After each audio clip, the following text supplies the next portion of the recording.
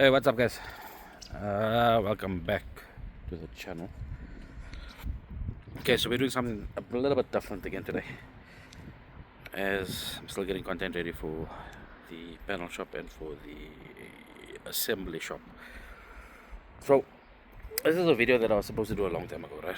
And I just never got a chance. So I've done a couple of videos on it, but nothing major into detail. Today we always seeing videos, and we're always doing videos of cars just done, cars out of paint, even cars been restored. One thing we haven't done is a video a few thousand kilos later on a restoration car. So we're gonna do that today. And the car that I'm gonna choose to, or the car that I've chosen to do it on, is, as we call it, our firstborn. So that's the Silver, or the Polaris Silver IS. I think we started building the car. It started off as a build in 2018, 2019. Started building the car, and I don't know what the hell I got myself into. But before I even go into this car, right, let me give you some history on this vehicle. The reason why we call it our firstborn, right, is because this car is the reason we started restorations.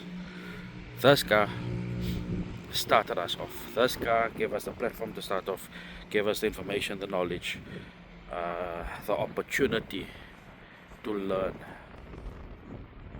on basically restorations.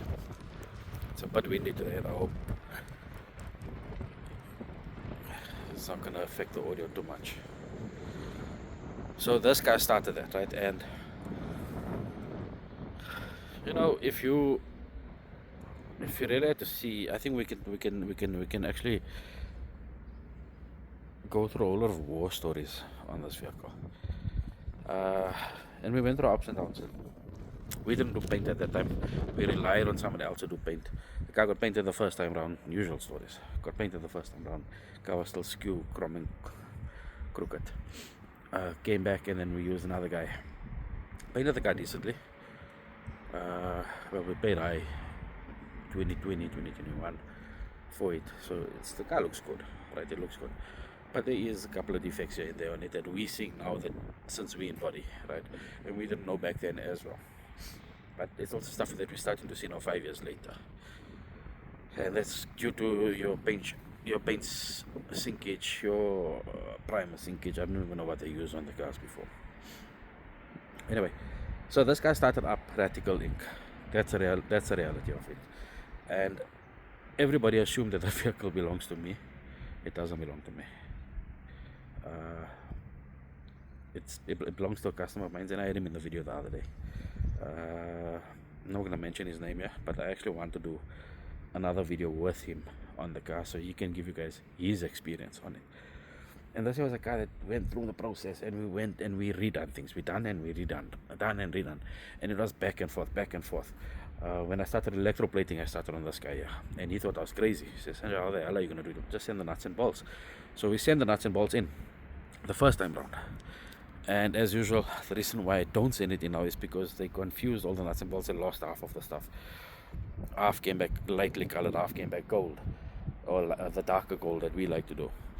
And that's when I just got tired of everything, and I started learning. So when we started with the electroplating process, it took me like 2 months of trial and error, and sitting with a wire wheel and one bolt at a time, one nut at a time, and I was going crazy.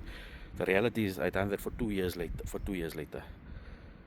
But this guy started it. The powder coating, this guy started. We sent stuff in for powder coating. Half the suspension went out at that point. I think we paid like 20 or 25,000 rand, I can't even remember, for half the stuff. So I just also got to a point where, you know, it is ridiculous. We started powder coating, and this is where it started. So this car is our first car that we've done. The nice thing is we got a good couple of thousand kilos on the car, and I'm able to still enjoy the car. So the car gets dropped off by me a couple of months at a time. Riley, the customer, will take the car, and he'll enjoy it. And then we go through our teething issues. Like the other day, we had an issue with the clutch master cylinder. The nipple on that actually started not perishing, it cracked, so it was leaking from there. It developed an oil leak now on the rear main seal, and we want to sort that out. And as we go now, we've done things differently as we've restored, or as we're restoring, and we find that we're actually doing some changes to the vehicle as well. So now what I'd like to do is I'd like to take the carpet back out, insulate. I've insulated this car, but I would like to re-insulate. There's a couple of things I'd like to do on the dashboard. I would like to change the carpet on the car. I would like to re-tackle this harness again, right? Because there's one sensor that's giving me a bit of a ball ache. It's the brake shoe sensor and the brake pad sensor. And again, we've done things totally differently in the past few years, and this was our first car, so I'd like to do those things there, right? But let's have a look at how this car looks. So you guys have seen this car. I'm not going to go into detail with it, right? You guys have seen this car before. A lot of people have walked into the shop, they've seen it. We've taken it to concourse in 2023. We came out third with the vehicle, but give you guys history on it. I haven't given you history on this vehicle. This vehicle started off as a OAF EVO1 vehicle, right? I actually advertised this car, but when I advertised it, this car was actually bought as a toy. So they used to spin this car a lot. This car belonged to a person called Rogan Eugene. He's late now. He's from the Boksburg Park area, and I think this is still the gangster days where they bought the IS. I think Botti done the 330 conversion into the car. So when I took the car to Botti one of the times, and I told him, I actually asked him if he remembered this guy, and he couldn't. And then I reminded him which guy it is. So this car was bought as a mess around car, as a show-off car, to say I can spin an IS, bottom line. So they put a 330 motor in here, wara. A few years later, Rogan Eugene sold the car. I still advertised it. It was white. It had the whole Gestetner stickers on it. I'll try and find a picture of it if I can still find it. And then we decided the whole process of, you know what, let's build the car up again. This is the first time around. We weren't even in restorations. And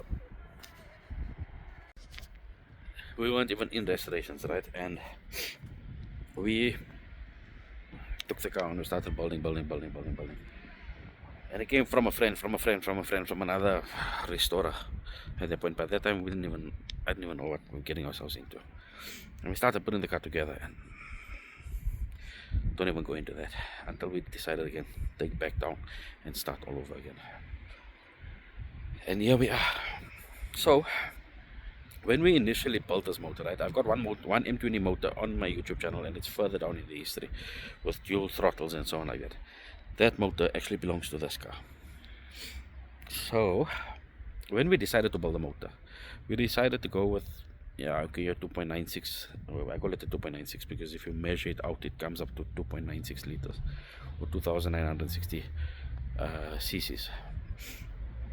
We decided to go for the normal 2.9 build, but I said, you know what, I think we initially built this motor for nitrous to use as, so not full of nitrous. We were gonna, I can't remember what shot we were trying to, but it wasn't a big shot of nitrous. It was just to give it a little bit of grunt. That's why we went for the dual throttles, and we were supposed to run a tow and go nitrous system on it. We pumped the compression up to a certain point. So what we achieved at the end, right, so the motor was built for a build car, for a mess around car, for a fun car, and then we decided afterwards, let's go for an OEM vehicle. So we didn't want to undo what we've done on the motor, because at that point in time I think we spent like 35 grand on the cylinder head at Van der Linde. I think Sato Brothers done the bottom end. I can't even remember. Bottom end was balanced, knife edged. And then we decided, you know what, we're going OEM on the car, right? Let's keep the same motor. We're not going to go nitrous on it. We're going to scrap the management, and we're going to go back basically to stock looking, but not stock motor.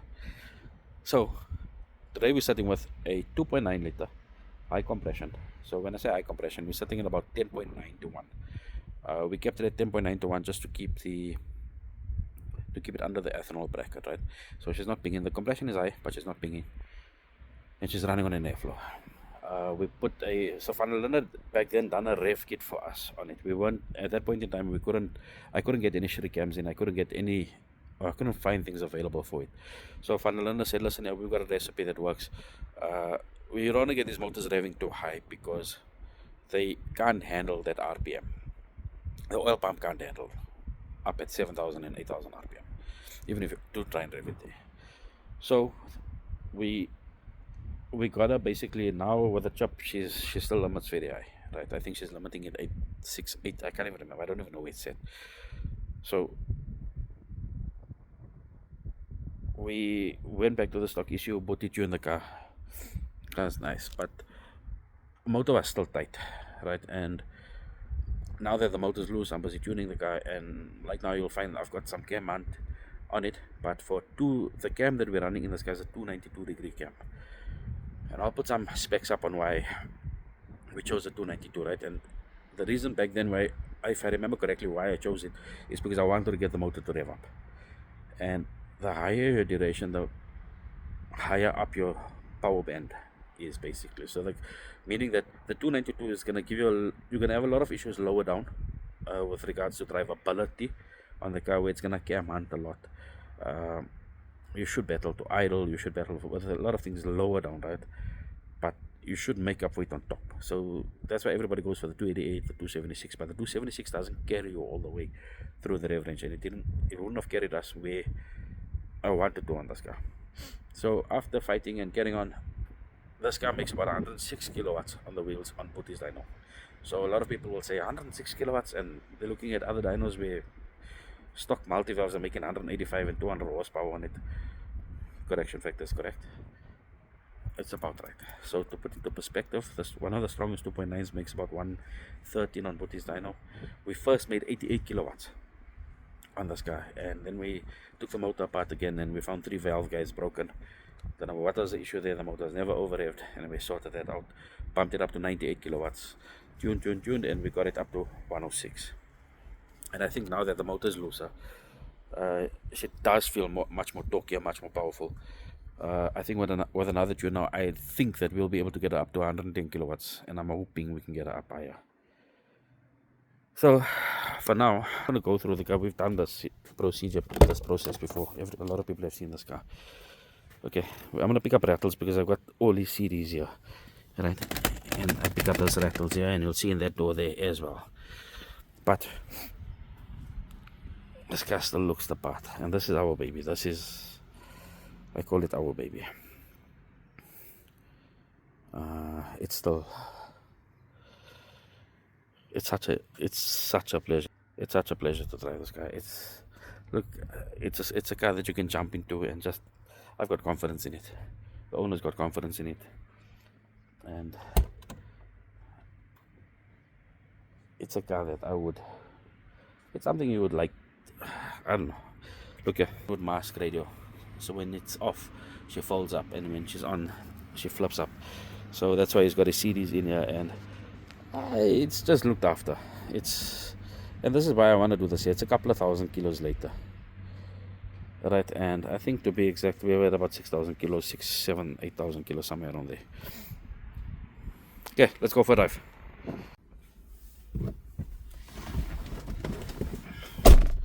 Okay, so I just broke my mic, and I've been playing around with the idling now a little bit, just to compensate. So you can see the car is rough. The 292 has got a very rough idle, so if I bring it down too low, she's just rough, right? So I've just got the idling up a little bit now. The car is still cold.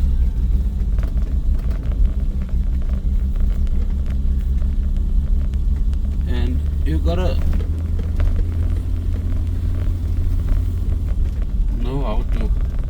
you gotta learn how to drive the 2.9, because then the cam mount will start now. So again, you'll see the cam mount. So I've got cam mount basically at about 1,700 RPM, and under 1.2 I've got a cam mount. So before we never had anything at 1,700. So that tells me now that comes down to me tuning the car, right? Like I told you, now we're gonna pick up 1 or 2 rattles because I've got all the series here. I should have taken it out, but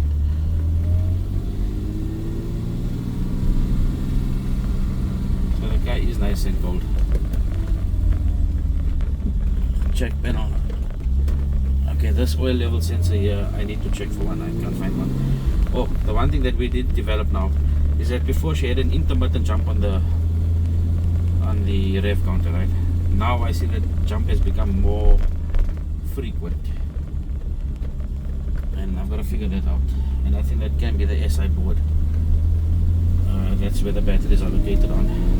I think it can be that. You can see that engine you get. It's a bucket full of people whistling and getting on. So this is what the 292. So above 1.7.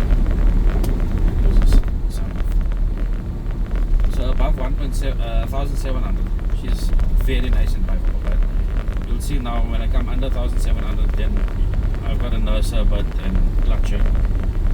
She never used to do that before, so that, like I'm saying, that's got to tell me that's telling me basically it's got to do with the tune that I've got on it now, right? So I've got to lift up. I think I've got to give it a little bit more air because I ran the AFR on it, but I ran the AFR on idle. I don't have a dyno, so I didn't run it on road testing. And I want to run the AFR on road testing and see what it tells us where the car is, at what mixture the car is, at what RPM basically, and I can play around with it from there. But this is what I love about this car, right? With the 292, I'm gonna let her warm up a little bit because I do have a miss when she's ice cold and you try and even squeeze a little bit. So it's not a must, it just cuts off once. And I gotta check, I don't know what it is. So bottom line is, let her warm up nicely.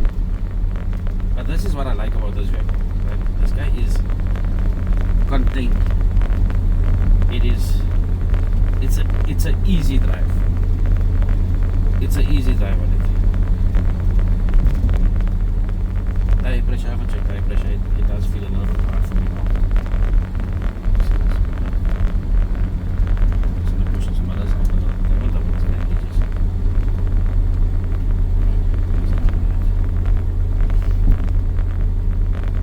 Like I said, you know the tension. I always talk to you about this here. When it comes to the 333s. So, sorry, we're on 1,500 RPM. So now, on 1.7 we had no hunt. When 1,400, 1,300, I'm slowing down. And you'll find it hunting now. There's hunt. There. So I've got to clutch it in before I get to that. But she's just fun to drive. I find her fun to drive. So this road is a bit shitty. This road will give you rattles that you didn't even know about. I just want to basically get onto the highway quickly. I want to get onto the highway. Sorry, it seems like now you're going to hear all of these series rattling on this road. So I normally use this road for testing, right?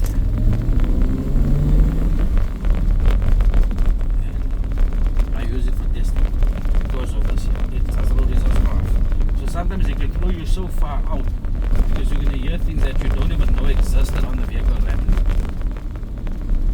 But it's a good test road. But this is now all the series in the car that you're getting. This road is a shit. This road is it's out of fun.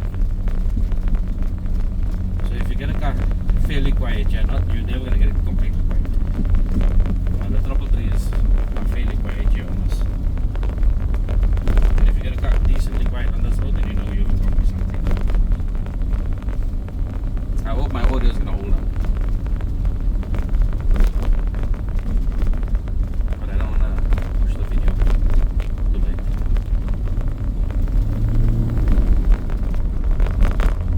There's a Camshaft there. So you've got to learn the car. You've got to learn how to drive this, the 2.9 setup, the 292. Remember, we're running it all on airflow, basically back onto OEM, right?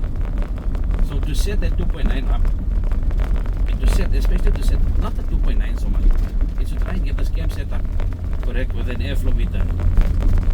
It's challenging, but when you do, I will go with a stock setup or the stock management setup any day, all day, over an aftermarket or the aftermarket that's available in South Africa.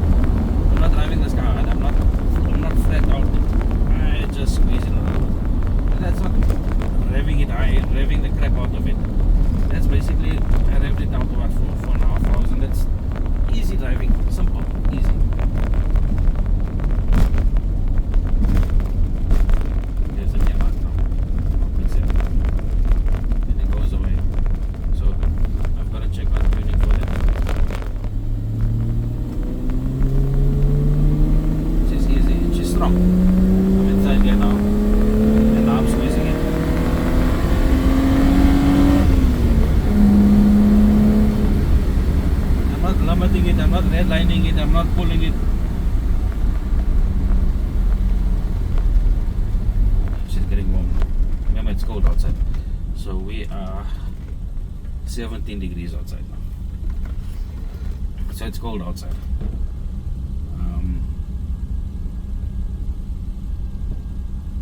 This car's just fun. It's fun. Right, and it's my go-to car. The 333s are nice, but the 333s are heavy. They are heavy in front, right? It's not noticeably heavy on the road, but maybe it's in my mind now. They are heavy in front.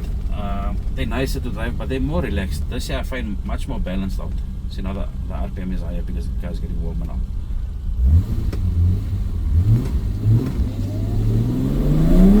Spinning. It's first gear. First gear. Not revving her up. I'll just pull off normal. Left tire tracks behind, and I wish I had a camera to show you that. So it's not wild, it's not braking out of traction, but that's how much of grunt this guy has got. And it's fun. And you can see me, I'm not fighting the steering, I'm not fighting the car. It's just a totally fun car to drive.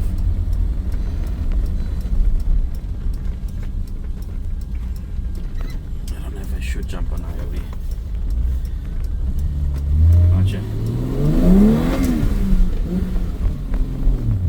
Sorry, I went into 40.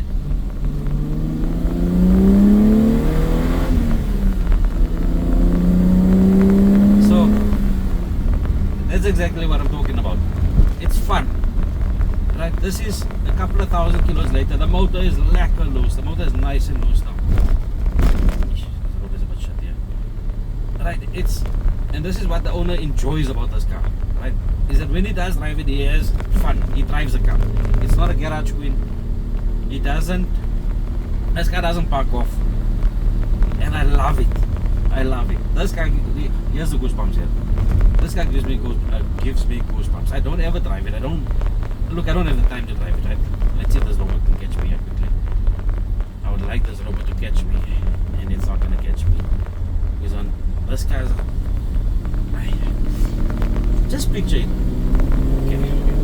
I'll see if I can get you into another robot.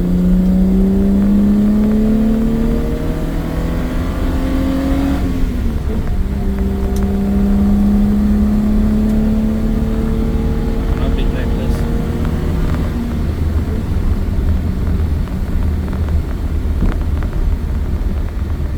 I'm not being reckless. It's open road. But fun. Enjoyable fun. But I will forget. I don't like driving with the sunroof closed. Well, there's two things I always worry about. The sunroof must be popped out and the fog lights must be on.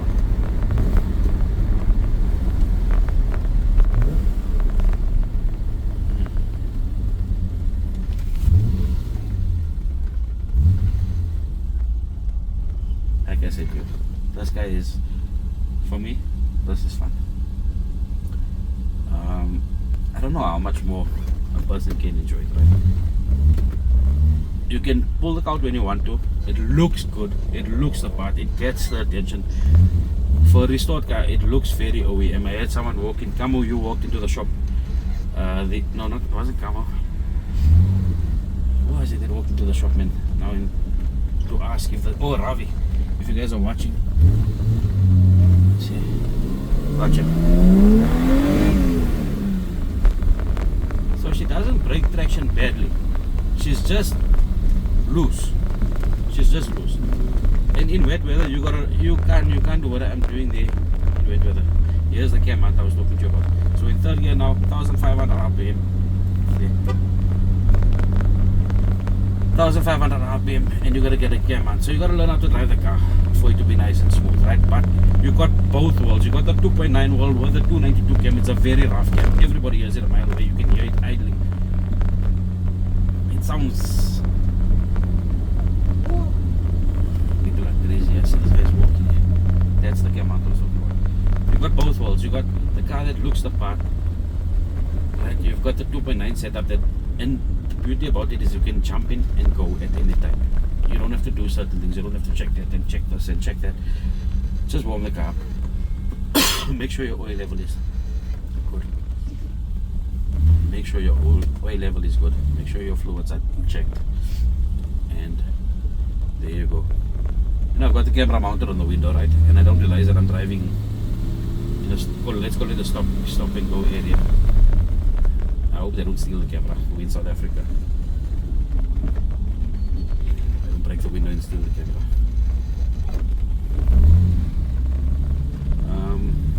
Let us get out of this area.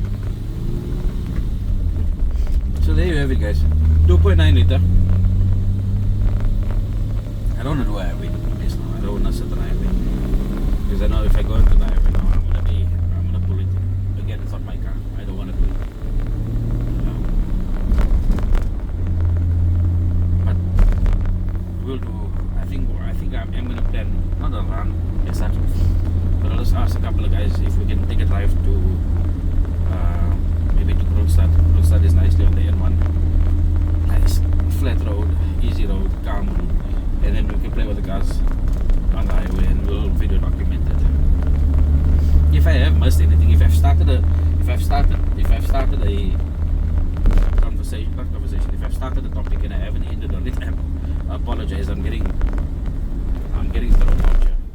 But my point of this video today is basically we're always doing videos on cars that have just been restored. They're looking fancy, they're looking pretty, they're out of the showroom, polished up, spit and polished everywhere. It looks good. That's all, that's good. But this is a car that we've done a few years ago, right? Okay.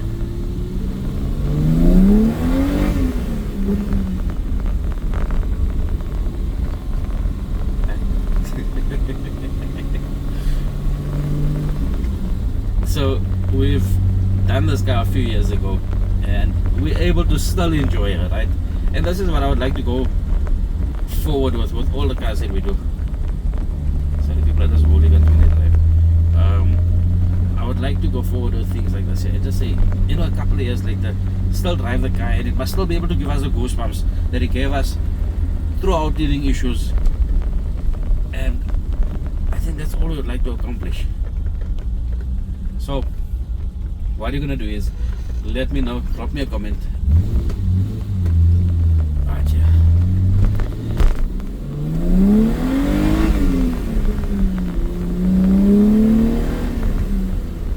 I don't really want to pull her too much. We're in urban areas, but that's how she lives up. She's nice and she's got grunt.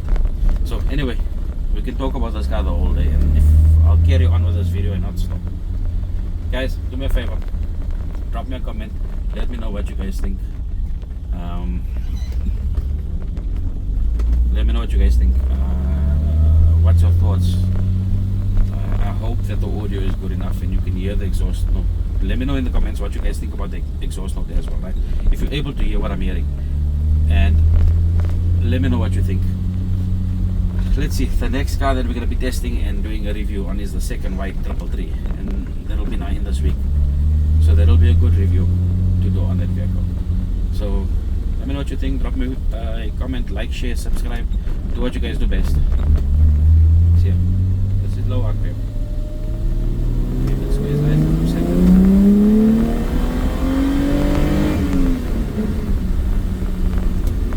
Simple, nice, calm. Cheers guys. Till we meet again.